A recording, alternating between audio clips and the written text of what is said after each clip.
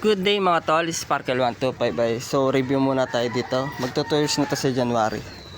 So yan, stock pa rin siya. So nagdagdag lang naman ako. Alam niyo naman ng Sectac box. Siyempre may Roxy Monorock dyan. So good quality siya, 1.3 kung bibili kayo nito. Tapos ito is mga nasa 4.3 alloy top box.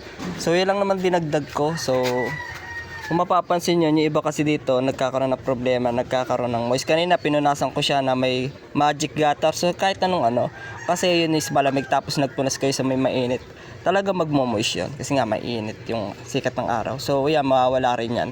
Lalo na pagka ginamit ko at lumamig na.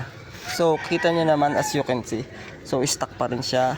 Sa gulong ganun din. Halos magto 2 years lang yan. Pero makikita nyo may pasak. So goods quality naman. So dumudulas lang siyempre pagka medyo maulan. So medyo madumi kasi nag-uulan sa ilang araw natin. Ganun pa rin. So nagdagdag tayo ng winglet dyan. So napakadagdag ng forma. So all goods. Thank you Lord. Yan lang naman talaga lagi problema natin eh. So masyadong hindi solid yung pagkabakal niya sa center stand. So balang araw mapapalitan natin yan. Konti-konti lang. So all good sa stock tayo dyan.